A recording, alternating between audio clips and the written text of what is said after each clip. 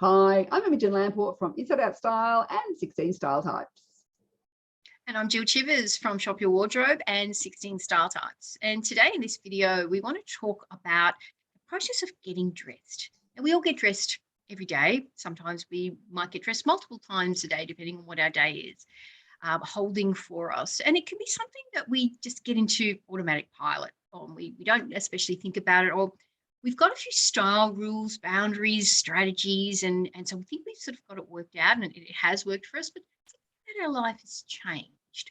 And so it prompts the idea that how we're getting dressed and what we're putting on our bodies might need to change. And, one of the things that, you've said, Imogen, is that getting dressed is actually harder than what people think. I think it's one of the truest things because it just seems so simple. Like, how can it be this complex? And it's not that it's complicated as such. It's just multi-layered. It's multifaceted. There are many elements that go into it. And there's the surface level, which is what so much online style education is about, what you see and can experience. What interests us at 16 Style Types is really, it's like an iceberg. It's all that you can't see. It's all the stuff below the surface of the water that inform those choices. Because how you get dressed is not happening in a vacuum. It's not happening out of nowhere. Something is driving that. There's a motivating force behind it. And when you understand that, then you really, to use another term you use a lot, Imogen, is you really can fish for yourself rather than be given the fish. And that's what we're interested in is what motivates you when you get dressed. It's really a fascinating thing because, I hear so many intelligent women who are like, I don't know how to get dressed. And it's because, we think about it, we've been getting dressed. And I think part of it is the terminology is wrong. We've been getting dressed our whole lives. We were taught as small children how to put on a pair of trousers, one leg in, and, the tickets at the back and all that sort of stuff. And so we think we have been taught how to get dressed. We've been doing this for decades and decades. So why do I still struggle so much?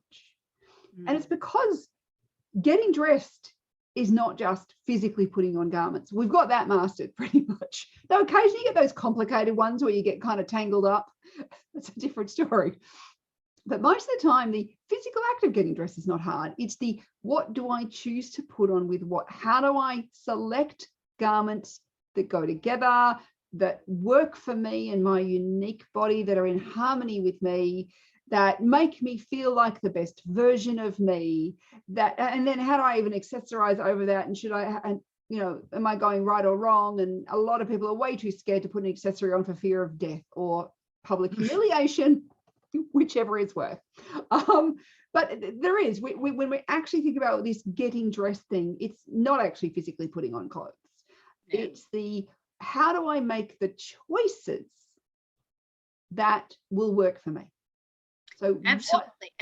Sorry. Yeah, I'm just going to say, what are the things that go into that? Yeah. And of course, I think of that and I back that up even further because you can only get dressed with the items you have in your wardrobe. So then it comes down to wardrobe curation, which includes shopping. How did these things get here in the first place? How do I shop and what did I shop for and what was going on for me to lead me to have what I've got? And then how do I organize what I've got? Now, wardrobe organization, we cover this in your type of styles, often considered not the sexiest topic, but to me, it is one of the richest topics you can explore when it comes to your style, because you need to be able to access the clothing that you have. And, all of us have had that experience of having things not organized in a way that's optimal. And so we're not getting best use of what we've got. Then there's the process of curation of how do I let things go? What things do I decide to keep on what basis? There's so much that goes into just that. And so when you are choosing garments to wear, it includes all the things Imogen's already talked about. What suits me, what makes me feel good, what's going to give me that sense of harmony, best self, outcomes, what's the weather doing, who am I meeting, all of those, whatever's going on for you. And then it's in this context. And so that's why there's all these multiple layers. And then when you think about it through the lens of time, what does particular clothing items mean to you? Do you have a signature style? Are there any particular colors that make you feel great, and others, whether they're in your palette, whether you even know what your palette is, you just would never wear unless you were at gunpoint? You know, there's all these other motivating things that go into what makes me feel good. Yeah, I mean, so this is why, like, when you start to look at like unwrapping this, you can now see this is a bit of a how long is a piece of string question, and which you can see why you may have struggled, because I talk to so many women who just feel like they struggle, and even if they start to get a bit of a style education, I know what suits my body shape, or I've got a color palette, still there is more and more and more as we pull these things out. And it is, as Jill was saying, very hard to get dressed or make style choices if we have a disorganized wardrobe. Because if we can't find things, we don't even know what we have, it's very hard to even think about, well, how do I put two garments together? And so this is why, like, you know, we've got the culling, the bringing in of, you know, like we've got the shopping, the culling, the what do we keep, what do we let go of, then how do we organize it in our wardrobe that makes it easy for us to access. And then it's the daily decision. I'm standing there in my underwear thinking, what will I actually put on today? And Jill and I, being different types, we go about these things in quite different ways, don't we, Jill? Yes, we do. And it's quite fascinating to think of, you know, what either inspires us or drives us when we put things together. Sometimes I will have a bit of a theme. I've got a theme going at the moment. Ooh, tell us your theme. I know that skinny jeans are just sort of not in. Everyone's wearing bloody high-waisted, you know, flared or boot-cut jeans. Well, that's what I was reading recently. I don't even know whether that's even relevant anymore. But I got this whole skinny jeans, high boots. I got 4 pair of high boots, come to my knees. And then because we've had quite a cold winter, I've been wearing faux fur, which literally some winters, if they're very mild, look, I got more faux fur than anyone who lives in a tropical climate really should have. But there you go. It's there. I've done a big major cull of it. So now I have just stuff that I really, really do like. I've gotten rid of some stuff. And so this is what I've been wearing. I'm not wearing it today because I didn't actually think it would look, you know, good in this video. But that's pretty much what I've been wearing is a version of that.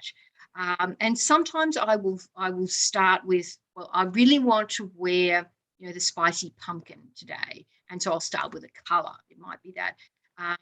But, you know, I've normally got sort of a sense of structure around what's going in to what I'm going to wear. And to me, you have to have a starting point. You absolutely have to have step one.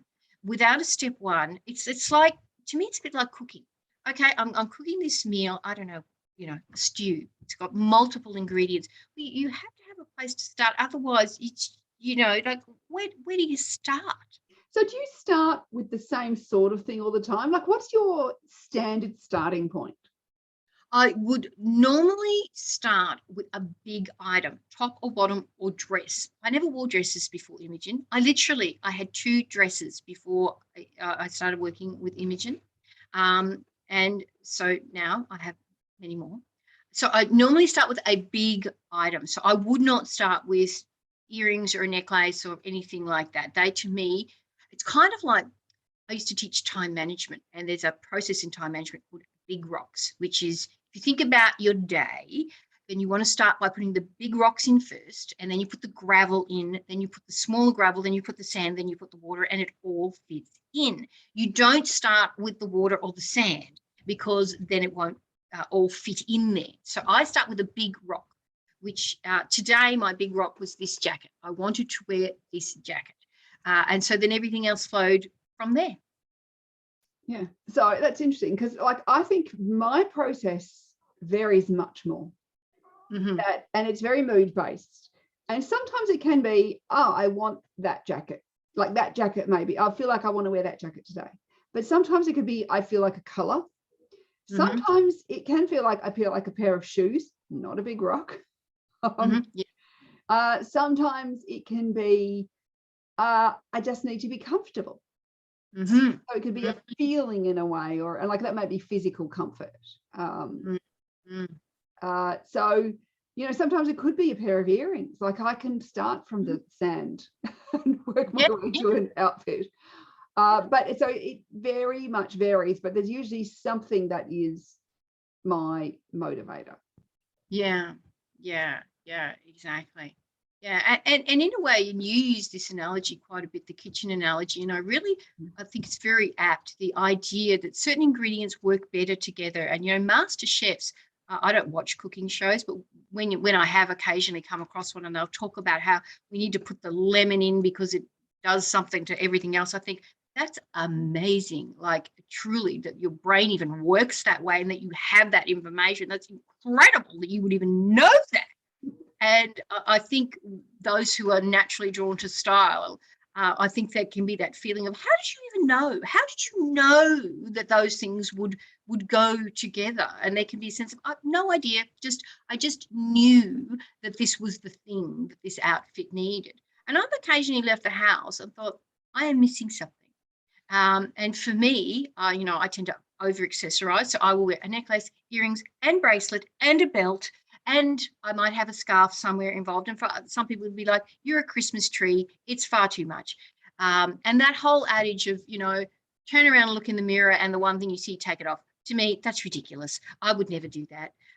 That's not how I would choose something. But I can have the feeling of my outfit is incomplete in some way. It's interesting because, that whole, it was a Coco Chanel who supposedly said, take one thing off. But if you ever see photos of Coco Chanel, she was wearing all the jewels and the belt and a couple of extra brooches and the shoes and the handbag, and she was wearing it all. Like, I don't know. I just go, if she was telling people that was pared down, I don't know what people were wearing in those days. Because what did she stick with? I'm like going, what was the fashion trend that was pared down to? Because she is wearing all the accessories, I can tell you. So, and I think it's got to be what feels comfortable for you in that way, where you go, I feel comfortable wearing all the accessories. Somebody else, one accessory may be enough. I think there's also a really interesting type difference here. And when I think of the difference between sensing and intuition, and I'm just going to use those in their broadest terms, I think of sensing as being that sense of concreteness, definiteness. There's a small bite feeling to it. It's quite manageable. When you put S with J, it has a very sequential 1 to 10. We don't skip over anything. We give almost equal weight. SP, not so much. We can jump around a little bit, but we still have this sense of discrete steps, and we are building up to something. Intuition, opposite of that. We have a broad picture, either defined or not defined. It might be possibilities focused or an internal sense of vision. And then we start to put in the details, and we almost come down to, here are the component parts that make up this vision. But we've started with the vision. And I think we're seeing some of those differences here. I don't have a vision. I don't have a big picture sense. I don't have a possibilities. I'm not starting with this. I'm starting with this, and I'm adding that, and I'm doing it big rocks, small rocks, gravel. So you can actually see the sequential, and we're getting from bigger down to smaller, but it's all following. It's 1 through 10, and finally, when we get to the end, there's the theme. We can see the theme, but it's been built up from the details versus the idea of we've started with the big picture and we're filling it in with the details. And I think that this is where you can see some of those type differences when it comes to what is the process that I'm using. And if you don't understand this, and you either have been heavily influenced by or been reading somebody who does it the opposite way to you, you can feel really out of step, or like you're stupid, or like, how can I not do this? Or I've tried a million times to do it like that, and I just can't. And so it can be really draining on your confidence as well as your capability, that you just can't get this getting dressed thing down. Yeah, it's really fascinating how you're talking about that, and just thinking as an intuitive that there is an element, I think, with that envisioning or that big picture, that sometimes maybe the reason I've chosen a jacket today is because I want to feel structured. Mm-hmm. Or maybe I've chosen a certain piece of jewelry is because I want to feel delicate. Like that could be the overarching big picture, and then everything else has to come from that. Yeah. And I think, this is where kind of getting into that type stuff is so fascinating, to really start to see how how we build it for ourselves. And it's like, I remember the same sort of thing with organizing your wardrobe and just organizing everything. I had a professional organizer over once because I'm like going, oh, my office, and I can't find things. I'm a piles of paper. And she came in and she had this, system, which was all, lever arch files, plastic pockets, and lots of dividers, and everything had to go. I'm going, I'm never going to do that. It's just too detailed for me. And so I am guessing she was an SJ type. I'm guessing she was an STJ. I don't know exactly.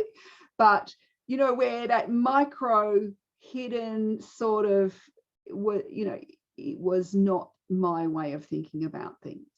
And I think that's where we can think about, well, how do we make our best decisions in any part of our life? And so it could be cooking. Like, I mean, I love using flavor and food because we all eat and we all understand flavor. We know the difference between sweet and sour and bitter and, salty and those sorts of things. They're kind of obvious things. And I mean, one of the things you do when you learn to cook is to go, if I want to balance, I need sour or salty to balance sweet or even a bit of bitter, so we need to create that balance. And that's one of the things I love about Thai food is that it's all about creating balance between the flavors. And I think it's the same thing for outfits, but we don't have to have the same flavors every day. And I think this is where when people get stuck and they feel unhappy with their style, is they can get stuck just going, every day I'm doing sweet or every day I'm doing salty, and there's no variety in that. Or it's not even thinking about the balance. And sometimes it can be thinking about, like, you could think about, if I was balancing, do I want sweet with edgy? Like, is there something, or do I want kind of classic and structured, but with relaxed and comfortable? I'm looking at creating some balance rather than just being all one flavored as such. And there'll be flavors that we go to more than other flavors. Like, we're always going to have flavor preferences, but we can also have that variety. We're not just stuck, eating the soup. Yeah. And one entire module in our 12-month program is devoted to wardrobing. Many elements of wardrobing, all through the lens of type, all discovery based. So we don't spoon feed you. We don't dish up the information and say, here's your type, this is how you do it. We offer you a range of exploration options, and you really get to choose for yourself what works for you, what doesn't work. It's so liberating to let some things go, put some things down, particularly those shoulds. Sometimes we don't even know where they came from. We've been living with them for so long. And when you look through the lens of your type and say, here's my strengths, here's what lifts me up, here's what energizes me and makes me feel great, then it really does empower you to make those conscious choices. And look, if I had to sum up the gift that your type of style gives, it's conscious choice. That's, really what it's about. Yeah. And I think that's, even starting to think about what's your own processes. What do you go through? How do you make your choices? Even starting to notice that can really help you when you are in that, because sometimes we do get into a decision making. Where do I go? Like, I'm standing in my wardrobe in my underwear and half an hour's gone by.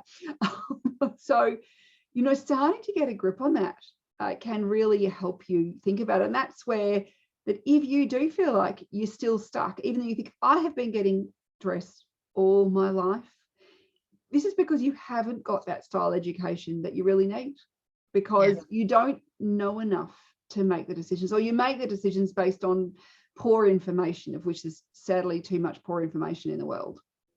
Rather than actually making something that's in, it's information that's authentic to you. And I think that's the other thing that, you can have a friend who's very stylish and you can love her outfits and she can look amazing, but if you go and put that outfit on, it does not feel right. And that's the thing, you can't copy authenticity. It just can't be copied. And that's why discovering it for yourself is so liberating and empowering, is because you get to decide for yourself what works for you. And you can look at someone who's stylishly different to you and have admiration for that and say, that just isn't me and it isn't for me. And how awesome is that? Yeah. And I think that gets rid of all those should have sort of messages we often have. I should be wearing this, or the people tell me I should be wearing this, or this is the latest fashion that I should be. Rather than actually going, is it right for me? and knowing what is right for you. And that's where, you know, your style comes from you. And I've loved it when we've seen people who've said, you know, I felt like I should be wearing more creative outfits, and I've realized that my style is not that creative, and I actually feel so much more comfortable when I'm wearing things that are a little bit more you know, understated. And there is nothing wrong with that. It's learning you know, where you are, who you are, and how you want to express that through your style in an everyday way.